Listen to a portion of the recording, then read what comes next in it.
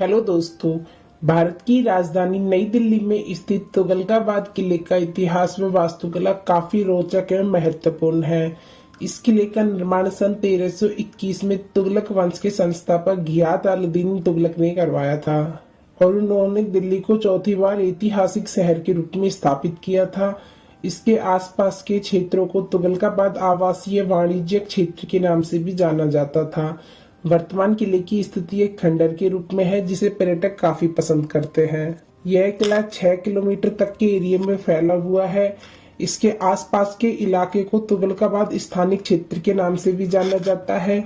तुगलक ने इस किले के साथ साथ कुतुब बदरपुर रोड का निर्माण भी करवाया जो नए शहर को ग्रैंड ट्रैंक रोड से जोड़ती है। इस रोड को आज महरौली बदरपुर रोड के नाम से भी जाना जाता है। तुगलकाबाद किले का इतिहास। दिल्ली में जब खिलजी वंश का शासन था तब घियाथ अल-दीन तुगलक खिलजी शासकों के एक सामंत के रूप में कार्यरत थे और उस समय उनका नाम गाजी मलिक था। वह एक बार अपने खिलजी गुरु के साथ टहल रहे थे तब उन्होंने इस किले के निर्माण का सुझाव दिया था, परंतु राजा ने गाजी मलिक का मजाक उड़ाते हुए खुद किले का निर्माण करने के लिए कह दिया था। तब 1321 ईस्वी में गाजी मलिक ने तुगलक वंश की स्थापना की और गियासुद्दीन तुगलक की उपाधि धारणा की और खिलजियों के साथ युद्ध शुरू कर उन्हें पराजित कर अपने साम्राज्य से निकाल दिया और तुरंत शहर के साथ साथ किले का निर्माण भी आरंभ करवा दिया। तुगलक वंश द्वारा निर्मित इस स्मारक की एक विशिष्ट विशेषता यह है कि इस किले को युद्धरत पैरापेट किले के सबसे ऊपर की 10 से 15 मीटर की ऊंचाई के बीच बनाया गया है। किले में ग्रेनाइट पत्थरों का भी उपयोग स्पष्ट रूप से दिखाई पड़ता है क्योंकि इसकी सभी दीवारें ग्रेनाइट पत्थर से बनी हुई हैं जो किले को चारों तरफ से मजबूती प्रदान करती हैं। इस किले के भीतर ही घियाथ अल-दीन तुगलक का मकबरा स्थित है जो कि एकल गुंबददार वर्गाकार मकबरे की शैली में बनाया गया है। इस मकबरे के किनारों का निर्माण चिकने लाल बलुआ पत्थर और संगमरमर के खोदे हुए पैनलों और मेहराबों से किया गया है। घियाथ अल-दीन की कब्र के पास 3 कब्र और हैं जिसमें बीच की कब्र घियाथ अल-दीन की है और दूसरी 2 कब्रें उनकी पत्नी एवं उनके बेटे और उनके उत्तराधिकारी मोहम्मद बिन तुगलक की है।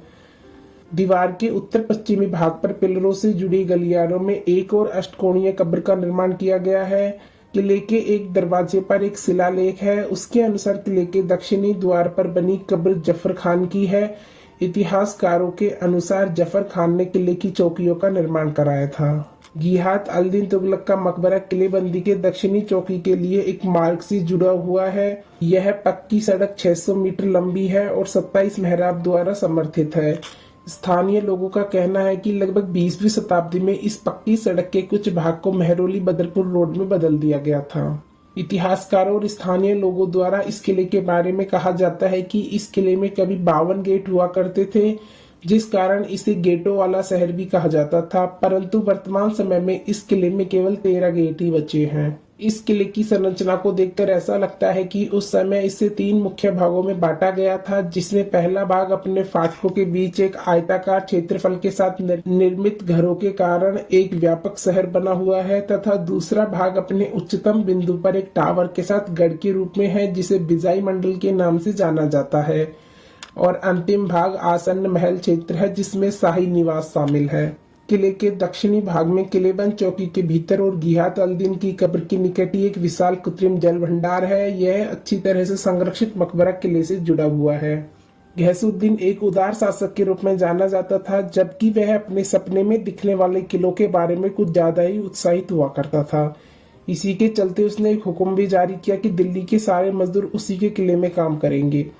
इससे सूफी संत निजामुद्दीन औलिया काफी क्रोधित हो गए। उन्होंने इस हुक्म के बाद उनके कुएं में किया जा रहा काम रुकवा दिया था। इसके बाद संत ने अभिशाप का उच्चार किया जिसका असर इतिहास में लेकर आज भी हमें दिखाई देता है। यार है युजर याब शे गुज्जर। इसका अर्थ यह होता है कि यहाँ के लोग यहीं रहेंगे और यहाँ केवल गुज्जर राज करेंगे।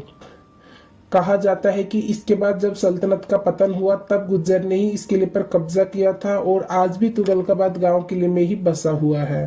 शासक की मृत्यु। इसके बाद एक और संत हुनूस दिल्ली दुरस्त ने भी अभिशाप दिया था। उस समय शासक बंगाल के एक अभिशाप में तल्लीन था जिसमें उन्हें सफलता भी मिली और फिर वे लौटकर दिल्ली वापस आ रहे थे, जबकि उनका बेटा मोहम्मद बिन तुगलक उनसे उत्तर प्रदेश के करा में मिला।